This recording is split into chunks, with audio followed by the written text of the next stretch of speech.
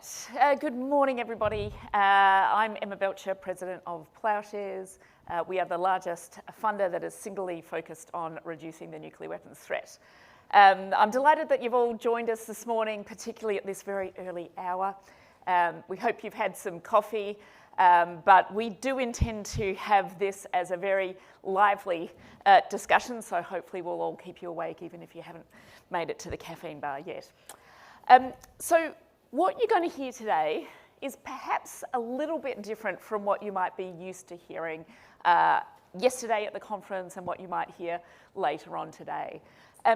It's going to be a bit different in substance and in tone, but we really think it's a critical component that really complements nicely the substantive issues that are under discussion over these 2 days. And that is the importance of changing the narrative and using culture as a way to create the demand for the types of nuclear policies that are going to be safer and make us all more secure. And it's really about pushing back against the narrative, the dangerous narrative, that we need more and more nuclear weapons to keep us safe, that nuclear weapons are worth the expenditure. Before I introduce the panellists, I'd like to say just a few words about why Ploughshares is so invested in this particular issue of changing the narrative. We've really recognised that we can only be successful in policy change, that the ideas that are created by many in this room can only be successful if we have constituents that support those ideas of safer nuclear weapons policies. And I think a number of us, many of you in this room, have been up and had meetings on Capitol Hill trying to persuade members of Congress to make the right decisions when it comes to nuclear policy. And they say, well, I agree with you, but my constituents don't seem to care about it. I'm not hearing from them. So I'm going to focus on those other issues where I'm feeling more pressure. And what we find is that this is one of the root problems of preventing us from making more progress on stopping the arms race that we have embarked upon and reversing that and making the world safer and more secure. And the reason for that is because those who own the narrative that more and more weapons keep us safe, particularly in the United States, they are pushing increased spending, weapons arms racing, and fear-mongering, quite frankly. And their narrative supports the idea that nuclear weapons keep us safe. Now, we know that Americans have a complex relationship with nuclear weapons. They overwhelmingly prefer a world without them. Roughly 77% of Americans prefer a world without nuclear weapons. But the problem is they don't see it as feasible or even likely. They see Russia and China arming, and they believe that because of that, the United States needs to do so as well. So they're seen as a necessary evil, and unfortunately, by a 5-to-1 margin, Americans say that nuclear weapons are an asset to our security. But the research that we've done finds that the public doesn't realise the urgency of the moment that we're in, how nuclear risks are arising, and how this affects them and could affect them personally. And maybe most importantly, they see nuclear weapons as tools of governments and leaders, far too secret and too complex for everyday citizens to have a say. So they're tuned out.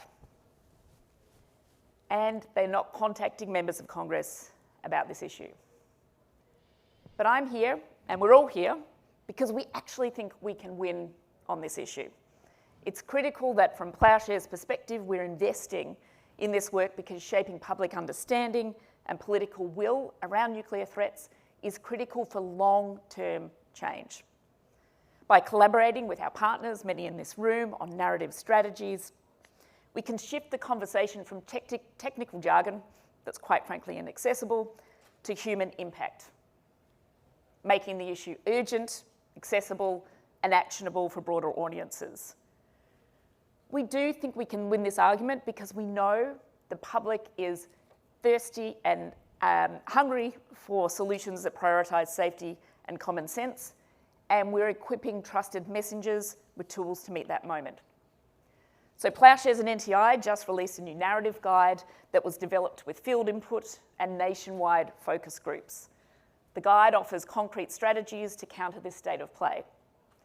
And we hope there's also further collaboration across organisations, partners and individuals on weaving in this narrative framework to our work.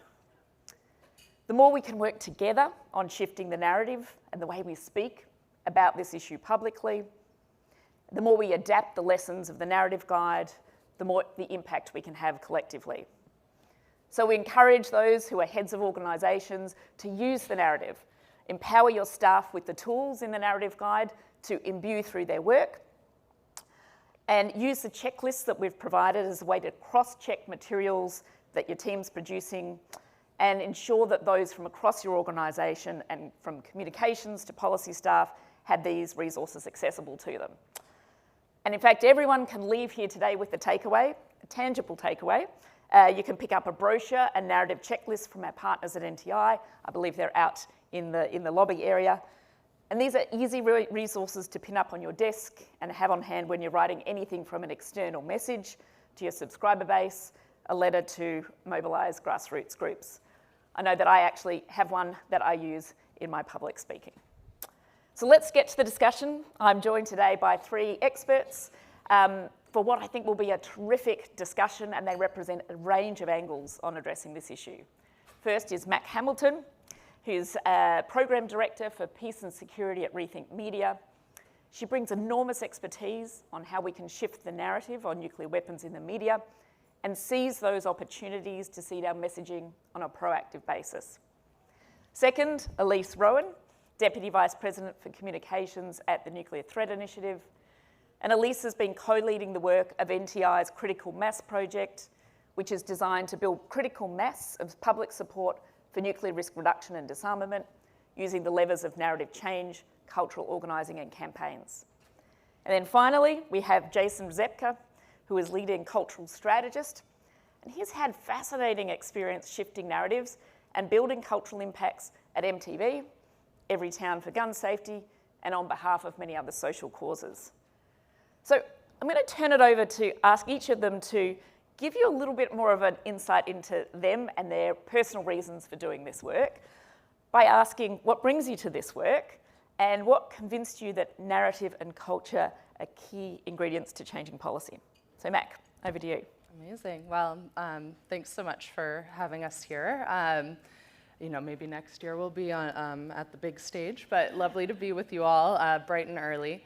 What brought me to this work? In 2005, I was in high school. It was the height of the Darfur genocide. I was really just a high school theater kid who had some friends doing some music stuff. And I had some friends who were in a Battle of the Bands fundraiser that was a fundraiser for Darfuri refugees in Chad. And headlining that event was a survivor of the Sudanese Civil War. It was my first time interacting with genocide in a modern sense, right? I'd read maybe some children's novels about the Holocaust. I'd engaged in some ways, but it felt very historical to me. All those movies were in black and white, right? It felt like we had moved forward as a people, and a lot of that was our global institutions that were formed after World War II. But really, I think what engaged me was listening to that survivor's story.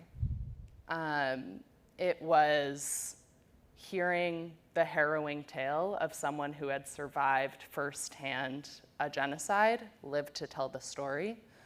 And it motivated me, right? It brought me into a community of activists. This was at a time when George Clooney was talking about genocide and getting arrested on Capitol Hill. It was a time when I think MTV was actually quite involved. There was a student at Brown University who went over and was able to go with MTV. to go visit the refugee camps. All that to say, there was a community for me to join as a high schooler, right? There was a moment that I could be activated and join a community of people who cared about the things that I was learning to care about. And I think my main takeaways as I was reflecting on what drove me into this space over time was that the historical education matters, that we have to do that historical education, that community really matters. It mattered that my high school government teacher helped put this event together, started a club, brought us to DC to lobby. Like, that is really what allowed me to enter the space. That first-person storytelling is really critical to getting people engaged and involved. And that having opening spaces throughout society to engage with global issues is absolutely vital, right? If George Clooney and Don Cheadle and Angelina Jolie and, you know, all those really big names had not been engaging in this topic, it would never have reached my high school on Cape Cod, Massachusetts, right? In small town, public school, et cetera. So, yeah, I think that's what brought me in. I found Nukes by accident, but I think the values and those lessons remain. Fantastic. Jason, what brought you to this kind of work and to working at MTV and to believing that narrative change is possible on nuclear weapons? Well, this is uncanny, and we didn't coordinate this ahead of time, but Darfur was a catalytic event for me because I started my career as a communications professional. I thought I'd be a flack my whole life. I was good at placing stories, and I wound up at MTV, and all of a sudden, I'm there helping to publicize our efforts at MTVU to give a megaphone to college students to help end a genocide half a world away. And I didn't vote in the first 2 presidential elections that I could have. I'd never volunteered. I never donated any money. I would say, skeptical of activist appeals. Like, they never really landed for me, in part because of the messaging. Like, I remember in college seeing a guy outside the student union saying, "Join with me to end hunger." And I'd pass this guy all the time, and I'd be like, "You're not ending hunger. You and I together are not ending hunger. Hunger's part of the human condition." And it was just like the messaging didn't land for me until I was a part of something where these kids were using all these new tools at their disposal to really try and accelerate and have an impact on something happening a half a world away. And it was really at that time that I realized that there was a whole new way to approach activism. There was a whole new set of tools that we could put to work. And I ended up running the social impact team at MTV for many years across the whole portfolio of work we did around sexual health, mental health, getting young people registered to vote and turning them out. So it kind of opened my eyes to the possibilities. And I think once you kind of are converted and kind of move into that world and have the opportunity to do that work, I took that privilege really seriously and kind of devoted the rest of my career to trying to harness those approaches and those tools to accelerate change that help people live better lives now. And after a long time at MTV, I decided that it felt like I was cheating because I had such a big megaphone, such a big platform. Anything I did there was going to be seen by a lot of people. And I made a conscious choice to leave and see how those tools would apply in a very different context. And I joined Everytown for Gun Safety a couple months after it was founded, when Mike Bloomberg stepped into the breach and said we need to do more to address this unique American epidemic of gun violence. And the charge there in the beginning was, can you get celebrities to tweet about this? Like, that was literally what they asked for. And I was like, yeah, and maybe we need a cultural strategy, because they had tried. I mean, this is an issue where a lot of the popular policy proposals poll at 90%. Right? 90% of Americans support, universal background checks, things like this. Put it on a ballot initiative, you get 47%. What's missing there? We weren't meeting people and engaging people through culture where they live their lives. We're just waking them up every day saying, call your congressperson. You can only do that so much. So this is where I really started to understand how you could use culture as a tool, as one of the main ways to engage people on issues inclusive of narrative change. And really, since then, as I run my own consultancy, I just try and parachute into tough issues like nuclear disarmament or pick the issue and see how much of that I can apply and then how much we need to innovate and experiment with to try and make change. So that's why I'm here. Terrific. Well, thanks for leaving MTV and parachuting into nuclear weapons. Elise, let me come to you. Was Darfur also something that activated you, or how did you come to the issue? It wasn't, actually. So I'll be honest. So I knew I wanted to be in this city. I wanted to be studying foreign policy, working on foreign policy.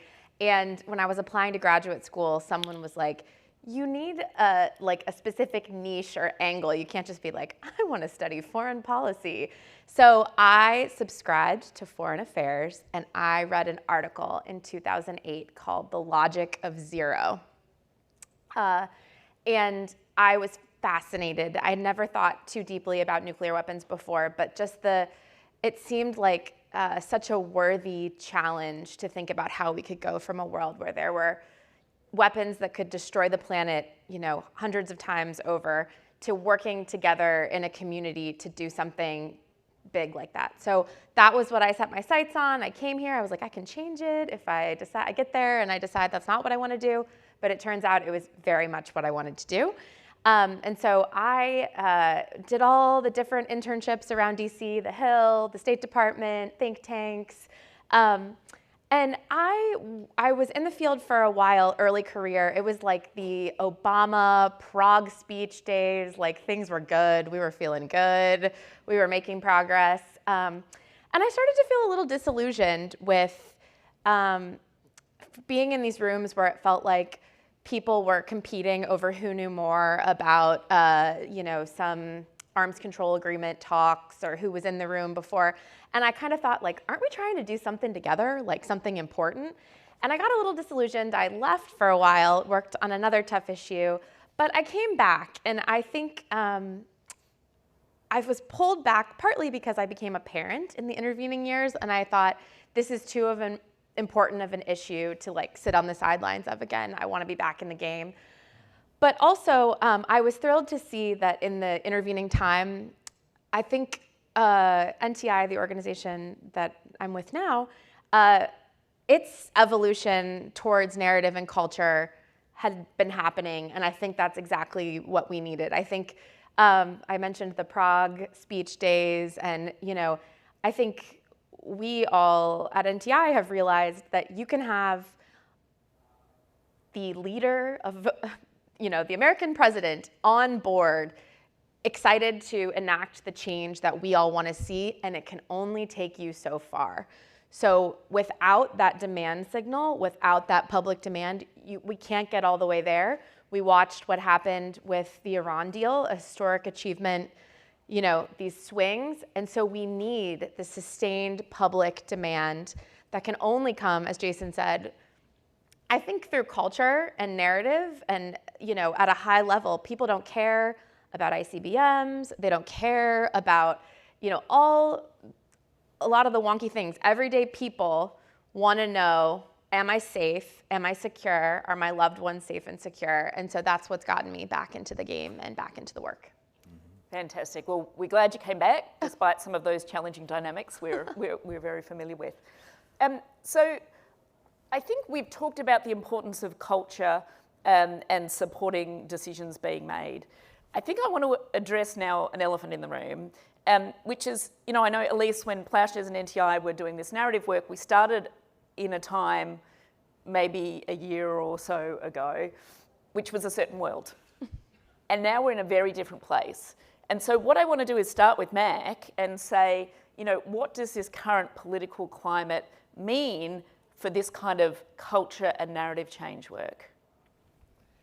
Such a good question, and it really, sitting in panels yesterday, I felt like this was the elephant in the room, right? The conversations that I heard on the main stage, no one touched on the US's sliding into fascism. What do we do with that? How do we grapple with that as we're talking about nuclear weapons issues? So I want to start by saying This is the moment we're in. We are living in a country where we're going to have a fascist regime in charge of the second largest nuclear arsenal in the world.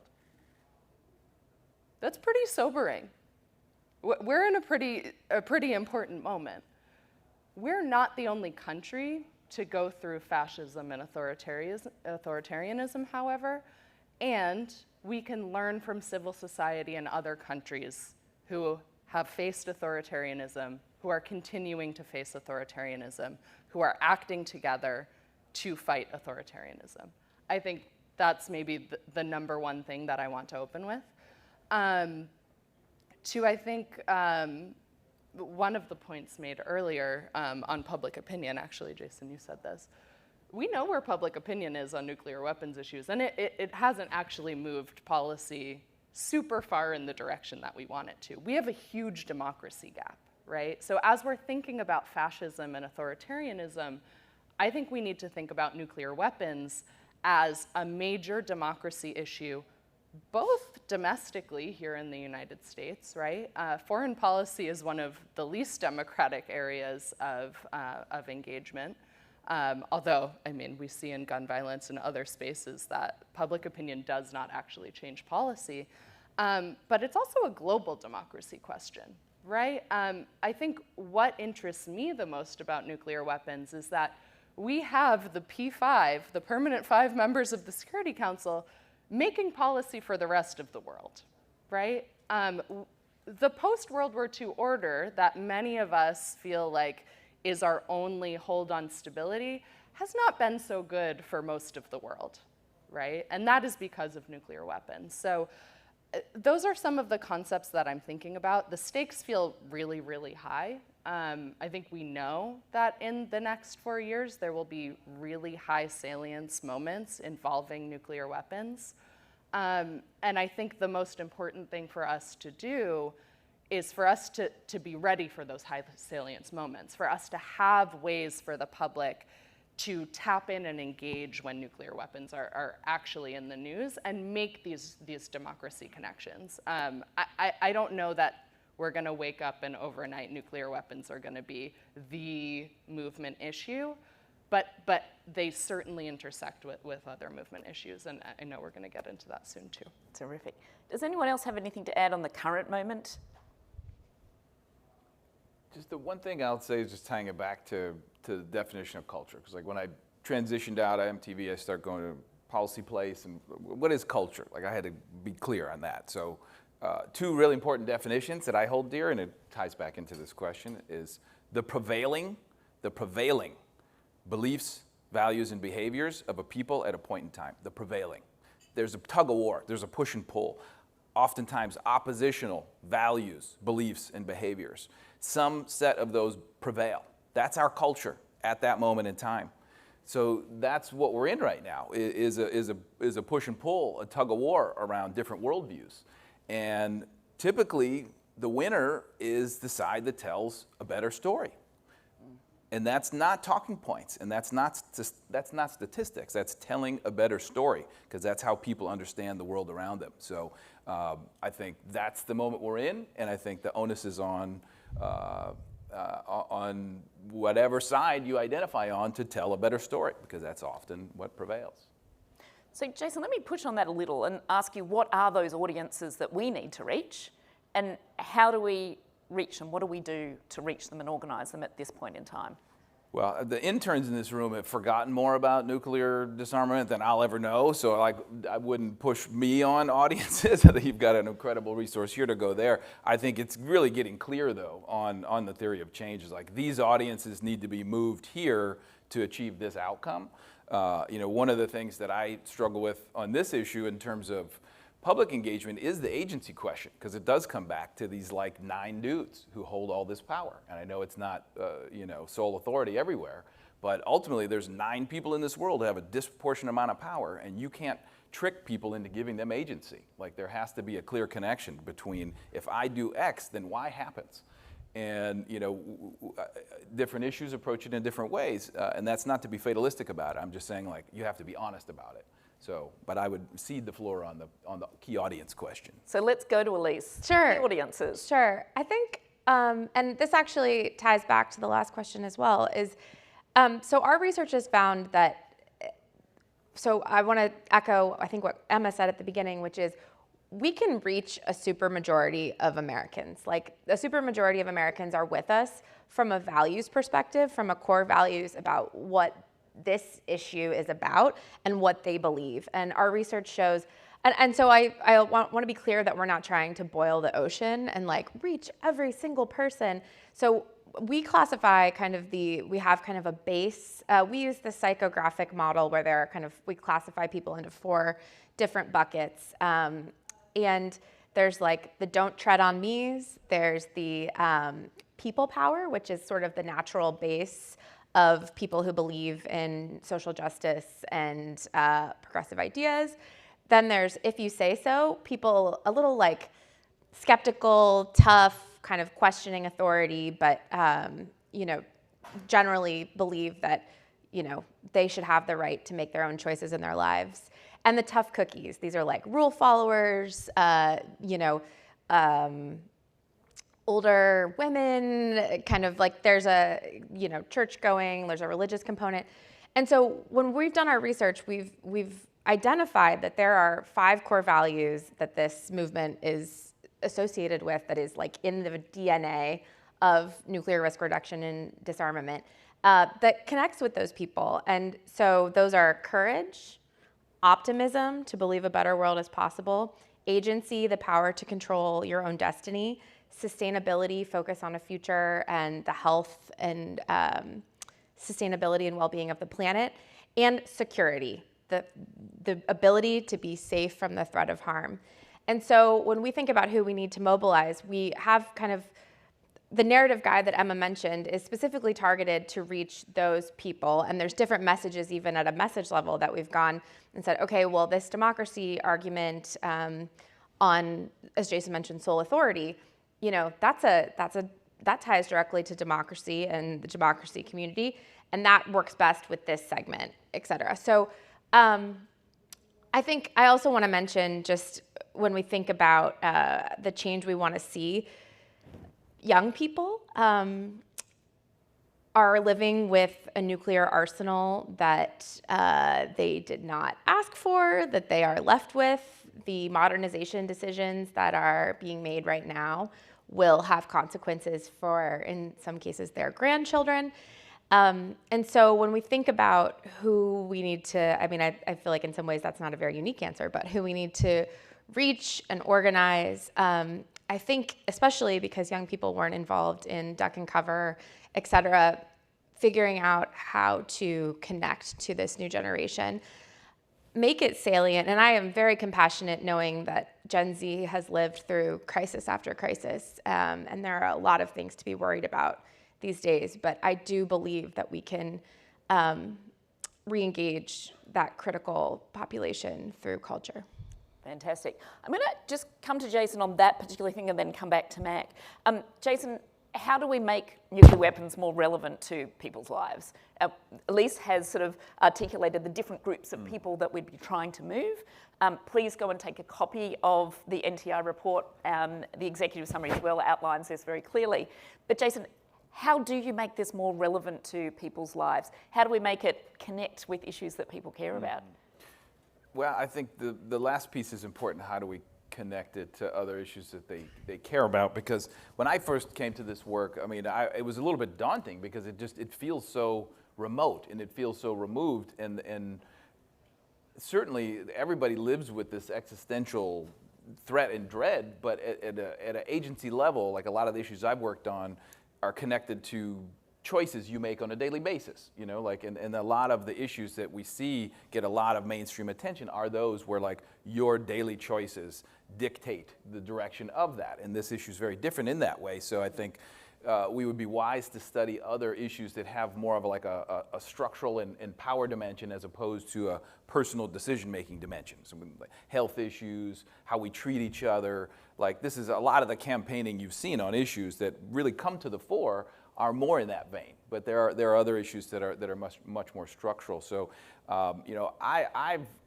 really been compelled by the kind of economic argument, is when people see and realize how much money is being poured into this quietly, behind the scenes, and all the other pressing needs that we have in the country. Like, I've always found that, like, for me personally, enraging. And like, I've seen it from the work you guys have done. When people learn that fact, like, it charges them up. So, I think at the core, though, if we don't attack that 5 to 1, 5 to 1, think it makes us safer, I don't know that you're going to get, well, I don't know that you're ever going to get hundreds of thousands or millions of people in the street, but I think unless you attack that core foundational component, I think it gets really hard to do anything else. So for me, that comes back to storytelling. And, I was thinking on it this morning, like, if you wanted to convince people that sharks were dangerous, like, would you come with a whole battery of statistics around the increase in shark attacks off the coast of South Africa, or would you make Jaws? You'd make Jaws, because that would be a story that would terrify people for years. And I'm not saying to freak people out, but I'm saying the power of great storytelling. And we've seen it, right? We've seen it on this issue with the day after. So, like, I think there's so much that this issue can actually learn from its legacy, from its pedigree, the history of what has been accomplished on this before. And I think there are a lot of those techniques and tactics that could be dusted off and used for a new generation. Fantastic. So there are things to learn from our past, and I think when we talk to people about the fact that we have had a dramatic reduction of nuclear weapons since the height of the Cold War, people start to think something's possible. So it is about telling those stories, making that progress visible. But Mac, you work on a range of issues, not just nuclear. What are you seeing from other issue areas and other movements? Who's doing well, and why are they doing well? And what are their lessons that we can learn and that we can all take as we do our work and fight for better nuclear policies? Absolutely, it's a great question. Some of the other spaces I work in, one of those spaces is the Palestine space, the Palestine solidarity space.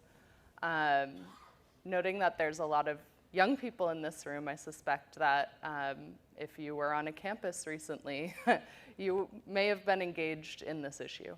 I think something that I am thinking about is how important it is to see each other taking action visibly, right? Especially really if we're going back to this moment of fascism and authoritarianism.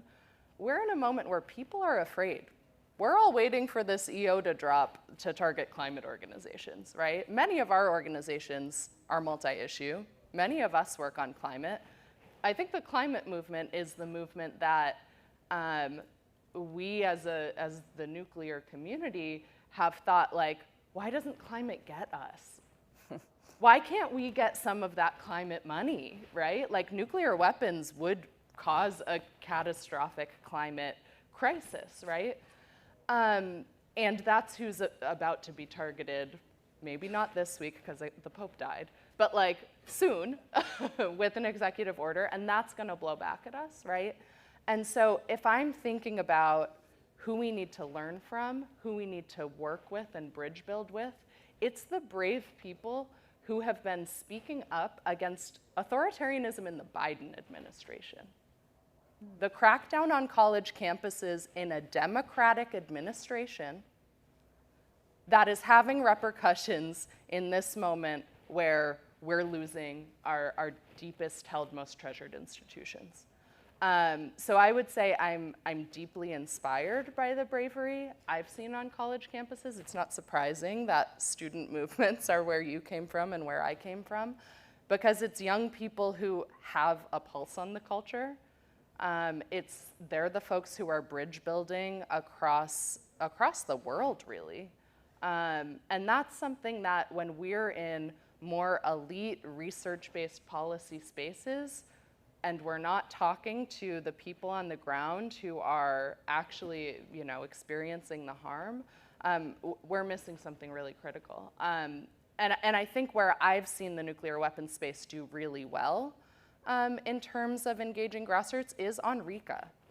It's on issues related to nuclear weapons and the harm caused by nuclear weapons, whether it's nuclear weapons use as in Hiroshima and Nagasaki, where the 80th anniversary of which is this year, which we should all be thinking about how to mobilize people and resources around. Because if we miss that moment, that's our moment, right? This is our field, and that is, if we miss the 80th anniversaries, we're missing something huge. So yeah, all that to say, I think the movement for Palestinian rights and freedom is what I would say. Thanks, Meg. Certainly talking about the issue of climate change and the connection with nuclear, I've found over the last few years as I've travelled around the world and been at different forums where issues of global significance are discussed, nuclear weapons aren't really present. And I think that has been changing over the last few months. But it strikes me that once we do get in the room and we talk to people about the cost of nuclear weapons and the way in which, the $190 billion being spent globally a year, are there better ways to support things like sustainable development goals, human rights, climate change, other issues that people so desperately care about? I see the light bulbs go off for people. And when you say that even a small nuclear exchange could derail all of the progress being made on other issues people care about so desperately, that starts to sink in. So I think part of what we need to do is be much more visible about the realities of nuclear weapons, make it not an issue that is just talked about by people deep inside the Pentagon, but an issue that everyday people have a say in and have agency in. So, Elise, as someone who's worked with Ploughshares on narrative change, are they narrative change and culture long-term strategies? Are there short-term gains though? And what indicators are you going to be looking for to show that we're making progress? Yeah, thank you. I think it's definitely a long game, and I think none of us have illusions that this is going to be a quick fight. But I think there's a potential for short-term gains. And when I think about, so back to the 5-to-1, I think that, and telling a better story, I think that there are ways that we can erode that 5-to-1, we can move back on our side. And when Max said, you mentioned RECA, I think another place that we can do really well and make some big gains are, it's a tough environment out there when we have to respond to the news of the day. Russia did this, China did this, et cetera.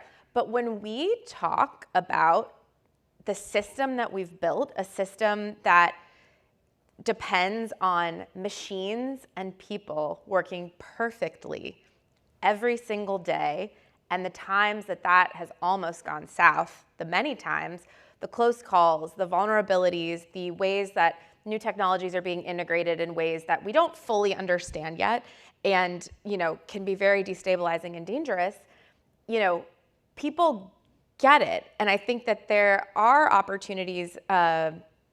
One of NTI's kind of big bets on narrative change is the culture space. And specifically, if we can, I think a light bulb moment went off for us when Oppenheimer came out and we saw the success of the film and we saw how many people were talking about it. $1 billion in worldwide sales, including China, just the number of people that saw that movie. Thinking through, if we could help influence storytelling about nuclear weapons in the cultural products that people consume in their everyday lives, that's huge. That is huge. And so we see now, nuclear weapons are something that are covered in film and TV. We have Fallout, we have The Diplomat, we have Paradise, we have movies coming out that have been announced. And if we can just help that story, if you can get people to consume something and they walk out of the theater and the only conclusion is no one should have nuclear weapons, wow, or I didn't realize that, or I'm going to learn more.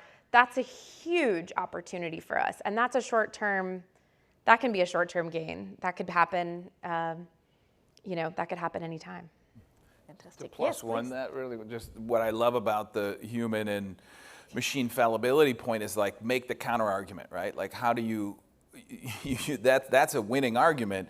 in the way where I think a lot of times on these issues, it comes down to things like that. It's like, what do people ultimately hold in their head? They only have so much inventory in their brain on everything, right? So your issue is going to occupy this much space and make the counter argument. What we used to struggle with in the gun violence prevention movement in our theory of change was like the NRA had adages like, nothing stops a bad guy with a gun but a good guy with a gun. And we're like, well, what about common sense policy, like in purple states, and like we could, reduce this, but like I didn't have a compelling counter argument to that, or that was that potent, So I think when you can find territories like that, that's a precious asset, and repeat it ad nauseum. I think sometimes people get afraid of, oh, but I said that last time. Say it again, and then say it again, and then say it again, because that's how stories stick, is through repetition. And I want to add just one thing too. I mentioned, we I think can erode that we can win on public opinion with stories of the system and close calls and things like that. But we can also, you mentioned at the beginning that Americans have a complex relationship with nuclear weapons and they see them as a necessary evil. But also, one of the reasons that they have that view is because they think it's impossible to make change. They see it as unlikely. And so, when you change the story from leaders in Russia and the United States signed treaties that reduced nuclear weapons. First of all, the fact that we reduced nuclear weapons by 80%, people are shocked. We stood in front of the Grove Mall with an installation around Oppenheimer Oscar weekend that said, "Make nukes history," and people kept coming up to us and going, "That'll never happen." And we were like, well, actually, we've reduced them by 80% already. And they're like, really? Wow. And I think when you change the story just from the US president and the Russian president to, well, 1 million people marched in Central Park in 1982, a film called The Day After, 100 million people saw it and it changed the conversation. Ronald Reagan saw it. Support for an arms buildup went to from 61% to 16% in a matter of 3 years. That's a different story. And that's something, I say this in the mirror because NTI has not always been the best at telling that story in that way of the public's role and the progress, et cetera. So that's something that we're definitely taking away into our own work. Fantastic. We're about to turn to audience for questions. So think of your questions, put your hand up and we'll have the roving mic. But one final question, and any panelist can answer this. What is one nuclear story? I think you've given us one, Elise, from history. But what's one nuclear story that you think needs to be told that might actually reach some of our current audiences that we want to reach? Yeah, I might double down a little bit on Elise's point and just say, telling the story of how the arsenals shrunk, I think is a really important story. And I think it actually really goes back to this question on movement building and working with adjacent movements, right? We know that the civil rights movement engaged with nuclear weapons issues. I saw a picture just the other day of Coretta Scott King holding an anti-nuclear sign, right? We know that there was a large movement of mothers saying, this is not the world, we should leave our children, right? And so I think telling that people power story is really key, and also working with movements, which I know some people in the space have, but also really investing real dollars and real staff time in bridge building with the movement for Black Lives, right? I mean, that work has been done, but it's really nascent in this space, and there's not a lot of people doing it, and there's not a lot of money for it, and so that's what I'd have to say. Yeah. Thanks, Mac. I think part of here is that we haven't had those resources to do this at scale. Now, I think we have both the will and the recognition of people in this field that we need to do it. We have a narrative guide with tools which give people assistance on how to do it, along with a whole lot of other studies. And I think what we need to do is really give ourselves that chance and to be able to try and see if we can do this at scale, develop an awareness-raising campaign that is really well supported, that is well coordinated and worked on with colleagues in this room who have a like-minded view of what needs to be done. So that's maybe a somewhat of a pitch for what we need. Let's go to audience members. Yes, down here, Ali. Oh, just wait for the microphone so everyone else can hear you, Ali. Thank you. Hi, this is Ali Alkış from Turkey. And thank you for your insights. My question goes directly to Elise. It's about the Cranes for Our Future campaign. Every year I am joining and participating, and then every year I notice that there are more and more people are joining. So can you enlighten us about the impact that it's growing every year? Yes, and I will also say your contributions to the Cranes for Our Future campaign have been some of my favorites over the years. Your daughter is very cute. So yeah, and actually this is one of the stories that I think people need to hear is the inspiration for the Cranes for Our Future campaign takes place every year around the commemorations of the Hiroshima and Nagasaki bombings. And we ask people to, it's a social digital campaign where we ask people to post on social media a photo of themselves or a graphic, but with a paper crane and their message about why they want a world without nuclear weapons. And it's inspired by the story of Sadako Sasaki, who I'll just briefly say was a girl who survived the Hiroshima bombing and tried to fold 1,000 cranes from her hospital bed when she got sick with radiation 10 years later. And she did not live, but her story and her hope for peace and for a better world kind of lives on, and she's inspired the world and her classmates. So it does feel like something that is growing, and that's why we created it, to see, could we get people engaged and just in this, like, make it more visible that the 77% that people want a world without nuclear weapons, giving people that opportunity to hope for it, to dream about it, to put it out there, to say it, is really special, and it's been extremely meaningful, I think, for all of us at NTI and those who have participated. So thank you so much for your participation. Great. Another question down the back here. Thank you.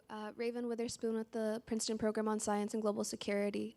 I was wondering what you think might be some untapped constituencies or maybe unlikely or unexpected allies in the nuclear movement where we haven't seen much effort or mobilization, but who may be really sympathetic to the issues. I'm happy to take that. So some of our research that preceded this narrative project specifically, but I think built up to it, is we did some narrative and cultural research in 2021 and 2022, and found that there are these pockets of people who we call kind of persuadable audiences, and we looked at where they spend their time in the culture, how they interact with nuclear weapons. And I'll just give you one example of that, and that's gamers.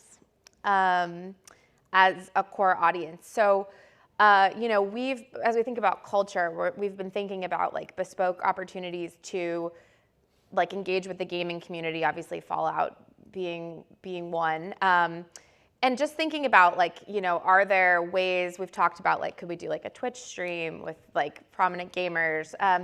So that's something that's definitely on our radar, and we're trying to figure out the best way to integrate that. But I mean, so that's like, I would say one cultural audience. I think there's also, I think it's like, we're still kind of hashing this out, I think, on where we think at NTI, one of our kind of like our mottos is like X in, exponential out. So like, where can we invest in a way that's gonna have exponential effects and impact? And so I think there are ways to look at whether we choose like business leaders or the faith community, like how can we kind of like engage in a way that could have ripple effects? And that's something I think that as a field, I think we're still making decisions on, which campaigns to choose that would reach those audiences. One quick point to add, this is less about constituencies, more about allies, as we talked about like adjacent issues and how they intersect with nuclear weapons. We talk about the climate movement.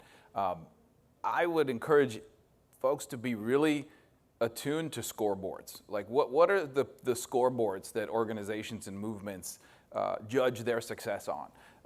Because where those intersections lie is where there's opportunity. And I think If we look at climate, like I would want to understand, like what is the climate movement trying to accomplish right now, where we could help accelerate their success. So on guns, I saw it with the mental health community because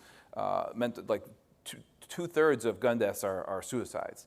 And the lethality of a suicide attempt with a gun is like 15, 20x any other method. So our interests were directly aligned. In working together, we could both support our goals. I think anytime you see that those goals start to deviate, I see less potential for something really meaningful to happen there. And I just really pay attention to and be very attuned to the scoreboards of movement. I think that's, oh yes, Matt. Oh yeah, just also to jump in, a couple of thoughts. One is that I think we talked a little bit about how much nuclear weapons cost, and I think folks engaged with money and politics in some way, and really the salience of this moment of, you know, this unelected mega billionaire Elon Musk, who's basically running our government for us, right? Like he's trying to get those Golden Dome contracts, right? Like he's getting SpaceX money, et cetera, et cetera. And so I think like money and politics, folks focused on like moving money, I think is really important. Indigenous movements who have always been deeply connected to climate and who have been impacted by uranium mining, for example. I think those are some of the spaces. And then especially young people who are already internationally engaged. When I worked in the anti-genocide movement, we had a lot of luck working with like model UN groups, right? Like either individually or sometimes institutionally, because those are some of already the most actively engaged young people talking about global issues that like do hit on nuclear weapons issues. So I think several spaces we could think about together. Great, so some real practical suggestions of audiences and finding those very specific strategic points of mutual alignment. Yes, Gretchen. Thank you. I'm Gretchen Hund. I'm the current chair of the Plowshares Board. And my question is, why do you think more has not been done in looking at these accidents? You've raised that, you know, with all these close calls. And I think that's what got me really motivated to join Plowshares, was really learning about, I mean, there's been so many. And how long can we all just kind of say, well, we've been really lucky. Lucky doesn't get me up in the morning and make me feel very good. So I just would love to hear your ideas about what can we do to kind of throw more energy into that.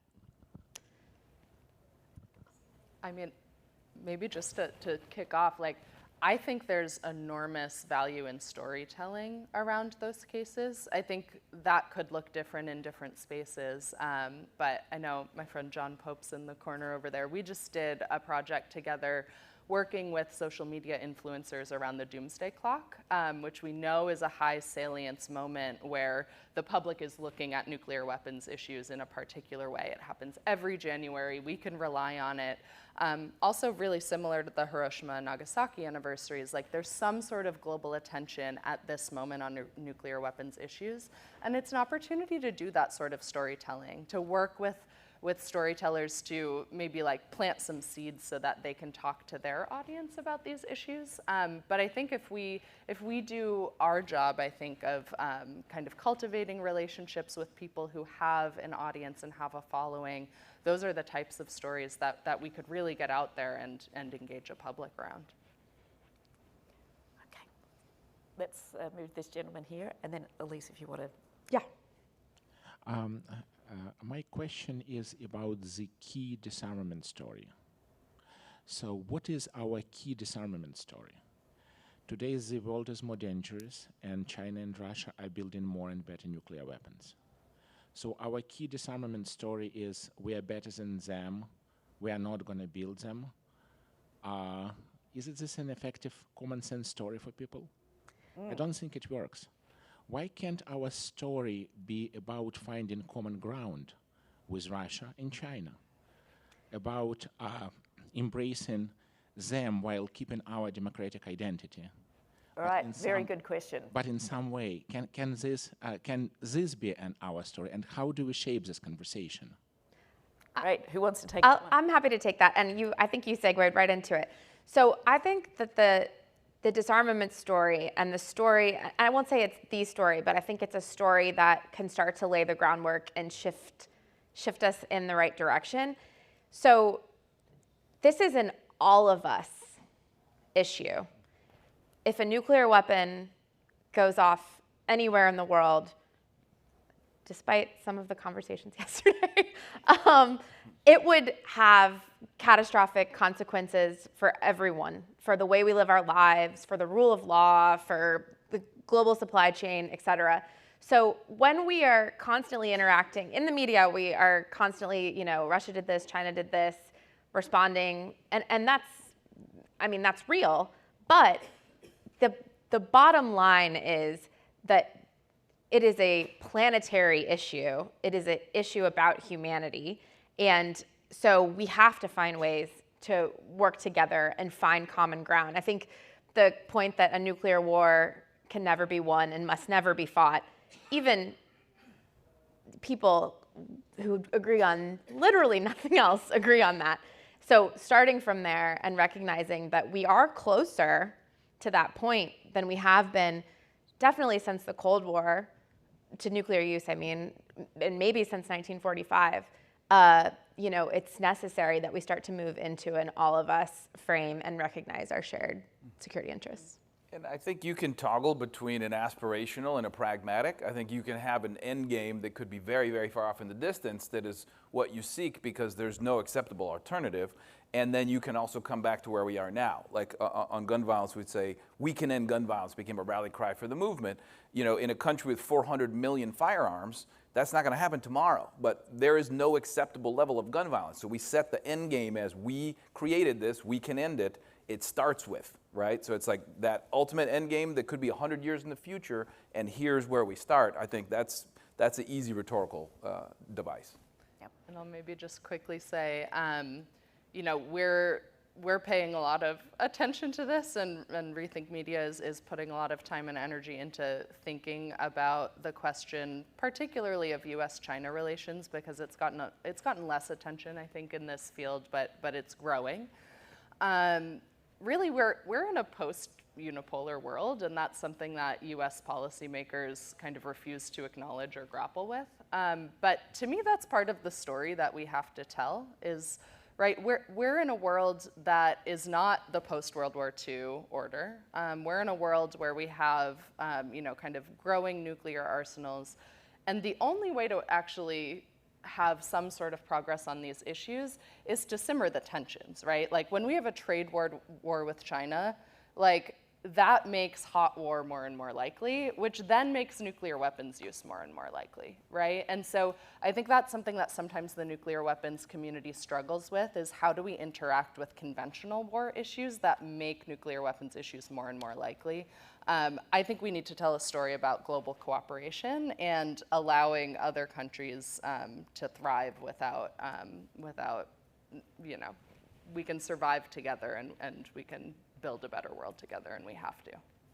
Fantastic. Well, I think the sign of a really good content discussion is that we've got more questions in the audience than we could answer.